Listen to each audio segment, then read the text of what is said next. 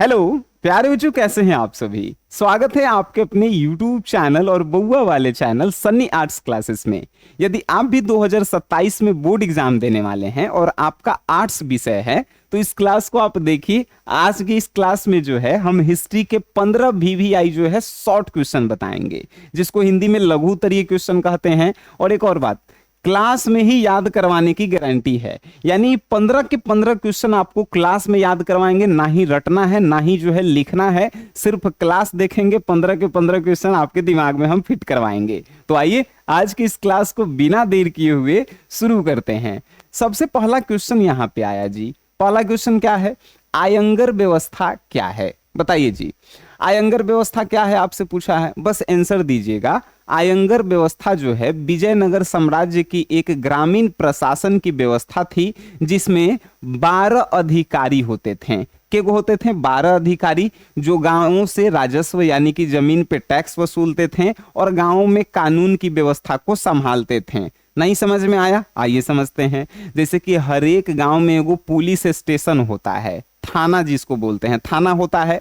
वैसे ही जो है विजयनगर साम्राज्य में जो है पहले थाना था, जिसमें मात्र 12 अधिकारी होते थे और जो गांव के जितने भी लोग हैं उनके समस्या का समाधान करते थे और गांव के लोग रहते थे तो उनसे जो है जमीन पे टैक्स वसूलते थे। बस उसी व्यवस्था को नाम दिया गया आयंगर व्यवस्था। अब आप लिख देंगे कि आयंगर व्यवस्था क्या है। तो आयंगर व्यवस्था जो है विजयनगर साम्राज्य की एक ग्रामीण प्रशासन की व्यवस्था है, जिसमें 12 अधिकारी होते थे जो गांव के लोगों से राजस्व यानी कि जमीन पे टैक्स और गांवों के कानूनी समस्या को सुलझाने का काम करते थे। बात खत्म। आइए दूसरा नंबर क्वेश्चन हम डालते हैं कि गोपुरम और मंडप क्या होता है। देखो गोपुरम मतलब क्या होता है? तो ये जो शादी वाला गेट नहीं होता है जी, ये जो शादी वाला गेट होता है इसको जो है गोपुरम बोलते हैं। और ये जो मंडप बनता है, मंडप देखा है सब कि नहीं देखा है सब? मंडप जैसे कि 4 गो जो है बांस लगल है, मारो बनल रहता है, उसको जो है मंडप कहते हैं। जिसे मारो समझता है, जहाँ पे लड़का लड़की बैठ के विवाह शादी होता है उसको मंडप बोलते हैं। लेकिन क्या हम लोग यही एग्जाम में लिखेंगे? नहीं। यदि आपसे पूछे गोपुरम क्या है तो कहेंगे दक्षिण भारत। दक्षिण भारत मतलब कि तमिलनाडु हो गया, केरल हो गया, चेन्नई हो गया। तो इधर तो दक्षिण भारत में जो मंदिरों के प्रवेश द्वार होते थे, प्रवेश द्वार मतलब कि बड़ा बड़ा जो गेट होता है उसको गोपुरम बोलते हैं। आप क्या आंसर देंगे कि दक्षिण भारत में जो मंदिरों के बड़े बड़े जो प्रवेश द्वार होते हैं, प्रवेश द्वार को इंग्लिश में गेट बोलते हैं, ठीक है। तो मंदिरों के बड़े बड़े गेट को जो है गोपुरम कहते हैं। और जहां पे मंदिर में पूजा पाठ होता है उसको मंडप कहते हैं। मंडप मतलब हमनी के तरफ जो है मारो बोलल जाता है। 4 कोना पे बांस गाड़ दिया और उसी में जो है विवाह शादी होता है, उसको मंडप बोला जाता है, ठीक है। तो उसे बोलेंगे। गोपुरम क्या है? तब दक्षिण भारत के बड़े बड़े मंदिरों के प्रवेश द्वार को गोपुरम बोलते हैं और जहां पे मंदिर में पूजा पाठ होता है बैठ के उसको मंडप बोलते हैं, ठीक है जी। यही आंसर है। तीसरा नंबर, किन्हीं 4 अलवर संतों के नाम बताइए। 4 गो के नाम बताया है। एगो के नाम था नमलावर, एगो के नाम था अंडाल, एगो के नाम था पेरियालवार और चौथा के नाम था तिरुमंगई अलवार। नहीं याद हुआ? आइए समझते हैं जी। आपसे पूछा 4 गो अलवर संत के नाम बताइए। क्या बताएंगे? पहला का नाम है नमलावार, दूसरा का नाम है अंडाल, तीसरा का नाम है पेरियालवार और चौथा का नाम है तिरुमंगई अलवार। 4 गो के नाम हो गया। चलिए अब जो है आपसे क्वेश्चन पूछा जी कि सगुन भक्ति परंपरा क्या होता है। अगर सगुन एग्जाम में नहीं आया तो आपसे पूछेगा कि निर्गुण जो है भक्ति का होता है। पहले सगुन भक्ति को समझिए। सगुन भक्ति परंपरा किसे बोलते हैं? तो वैसी भक्ति परंपरा जिसमें भगवान के मूर्ति बनाकर उसको पूजा पाठ किया जाता है। भगवान के मूर्ति बनाकर उसको पूजा पाठ किया जाता है, उसको जो है हमनी के कहते हैं सगुन भक्ति धारा। निर्गुण भक्ति धारा का होता है? भगवान के पूजा पाठ किया जाता है लेकिन मूर्ति को नहीं माना जाता है, ठीक है। मतलब इसमें भी पूजा पाठ होता है लेकिन मन से होता है, मूर्ति के पूजा पाठ नहीं होता है। और सगुण भक्ति धारा का है कि मूर्ति, भगवान के मूर्ति बनाकर पूजा पाठ करते हैं। जैसे हमनी के जो है सरस्वती जी के, लक्ष्मी जी के मूर्ति बना के पूजा पाठ करते हैं, तो हमनी के सगुण धारा में आ गए। आज जो पूजा पाठ करता है बिना मूर्ति उर्ति के, उसको निर्गुण भक्ति धारा कहते हैं। ठीक है, समझ में आ गया। चलिए नेक्स्ट क्वेश्चन अब आया जी, अलबरूनी ने जाति व्यवस्था के संबंध में क्या लिखा? तो अलबरूनी जो है जाति व्यवस्था के बारे में कहा कि भारतीय समाज में भारतीय समाज अलग अलग जातियों में बटी हुई है और हर एक जाति के अंदर उपजाति होता है। ठीक है, भारतीय अलबरूनी ने क्या कहा कि भारत का समाज अलग अलग यानी विभिन्न जातियों में बटी हुई है, हर एक जाति के उपजाति है। सुने होंगे कि हर एक जात में 7 गो उपजात है।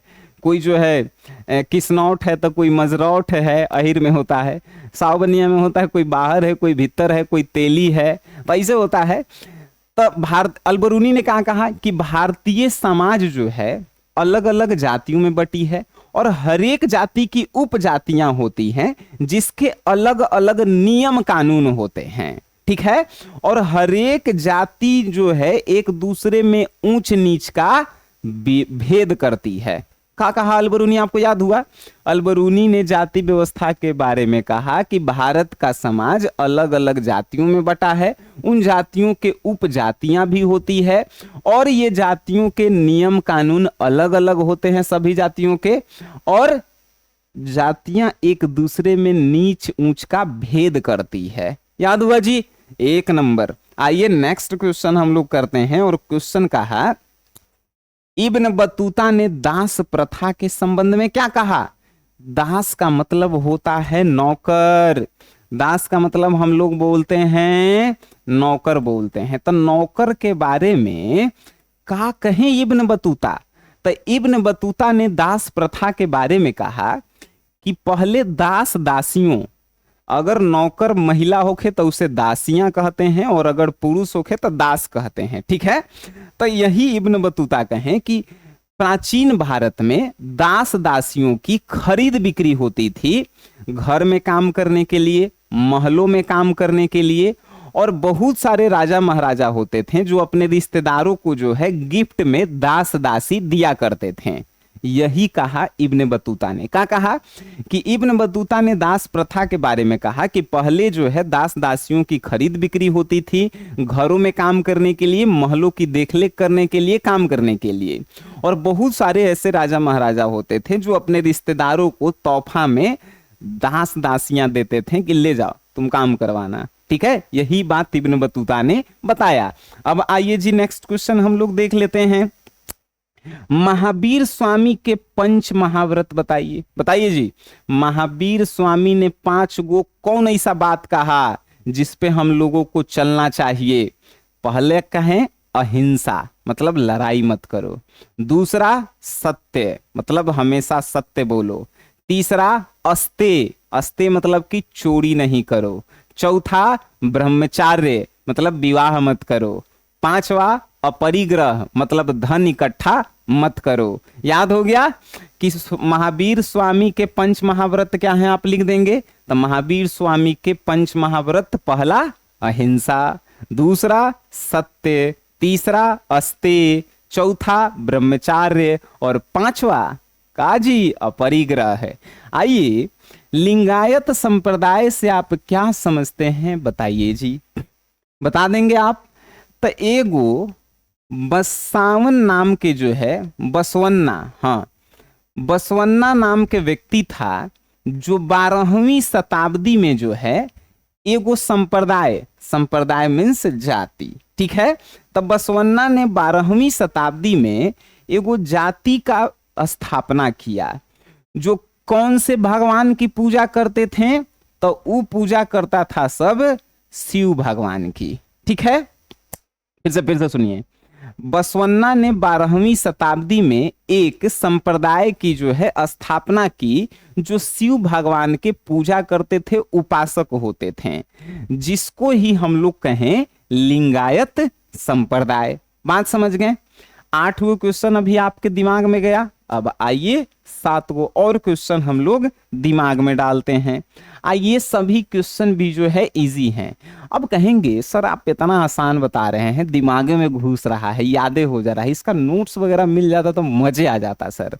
देखिए हम जो हैं आर्ट्स के सभी सब्जेक्ट, यदि आपका हिस्ट्री हो, यदि आपका पॉलिटी हो, यदि आपका ज्योग्राफी हो, होम साइंस हो, आपका जो है इकोनॉमिक्स हो गया, आपका सोशोलॉजी हो गया, आपका साइकोलॉजी हो गया, ये सभी सब्जेक्ट हम लोग जो है यूट्यूब पे पढ़ाए हैं, कोर्स भी इसका बनाया हुआ है।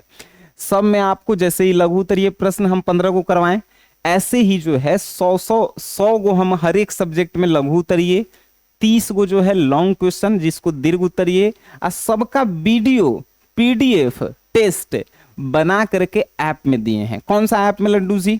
आप कहेंगे सर कौन सा, बता दीजिए एक बार। प्ले स्टोर से डाउनलोड कीजिए SGS क्लासेस। इस ऐप में ही जो है सब कुछ डाला हुआ है। आर्ट्स के कोर्स सबका यूट्यूब पे देखिएगा कितना महंगा महंगा है। मेरा कितना में है? मात्र 699 में ये पूरा सब्जेक्ट, इसके साथ हिंदी इंग्लिश फ्री में मिल जाएगा। मतलब इसमें हिंदी इंग्लिश भी जो है ऐड है, ठीक है। चलिए मतलब सब सब्जेक्ट और इंग्लिश हिंदी भी 699 रुपये में मात्र। पीडीएफ नोट्स, क्लास मिल जाएगा, ऑब्जेक्टिव टेस्ट, गेस्ट क्वेश्चन सब मिल जाएगा। आइए अब जो है हम लोग नेक्स्ट क्वेश्चन पे जाते हैं। थेरी गाथा क्या है? तो देखिए थेरी गाथा जो है बौद्ध धर्म की एक काव्य संग्रह है। का है भाई जी? काव्य संग्रह है। का है? काव्य संग्रह। थेरी गाथा जो है बौद्ध धर्म की एक काव्य संग्रह है जिसमें भिक्षुनी, अब कहेंगे सर भिक्षुनी का होता है? तो अगर हम लड़का हैं और सन्यासी बन जाएंगे तब भिक्षु कहलाएंगे, और यदि कोई लड़की सन्यासी बनेगी तो उसे भिक्षुनी कहते हैं, ठीक है। तो थेरी गाथा बौद्ध धर्म का एक काव्य संग्रह है जिसमें भिक्षुनी मतलब महिला सन्यासी, भिक्षुनियों के संघर्ष से और उनके कार्यों को जो है लिखा गया है, ठीक है, समझ गए। 10वां नंबर है स्त्री धन क्या होता है? तो शादी विवाह या किसी अवसर पर स्त्रियों को जो धन मिलता है उसी को स्त्री धन कहते हैं। अरे मान के चलो कि हमारा विवाह हुआ तो हमार पत्नी को हमार ससुर जी कुछ तो देंगे, पैसा कौड़ी जो भी है, तो वो स्त्री धन हो गया। मान के चलो हम 10 साल बाद एनिवर्सरी मनाए और तुम आके हमार पत्नी के जो है वो सोना के हार चढ़ा दिया, तो वो हमर धन कहलाएगा? नहीं कहलाएगा, स्त्री धन कहलाएगा, क्योंकि तुम स्त्री को दिए, ठीक है। बात समझ गए? इस थेरी गाथा समझे थे क्या हुआ था? थेरी गाथा जो है बौद्ध धर्म का एक काव्य संग्रह है जिसमें भिक्षुनियों के कार्यों और संघर्षों को लिखा गया था। स्त्री धन का होता है तो जब विवाह या किसी अवसर पर स्त्रियों को जो धन दिया जाता है उसी को स्त्री धन कहा जाता है, जिसपे स्त्रियों का पूरा हक होता है, ठीक है भाई साहब। चलिए यहां पे कहा गया वर्ण व्यवस्था से आप क्या समझते हैं? आइए जी हम आपको समझाएं। जैसे अभी जो है भारत के समाज को कितने भागों में बांटा गया है?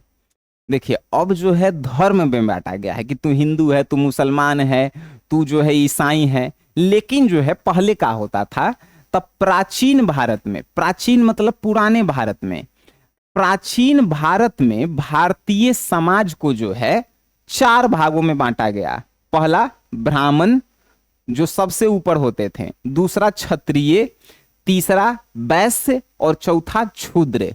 ये 4 समाज होते थे। सबसे ऊपर ब्राह्मण होता था और सबसे नीचे वैश्य मतलब शूद्र होते थे, ठीक है। तो आप कहेंगे कि वर्ण व्यवस्था से आप क्या समझते थे? तो आप लिखेंगे कि वर्ण व्यवस्था से हम यह समझते हैं कि प्राचीन भारत में भारतीय समाज को 4 भागों में बांटा गया था।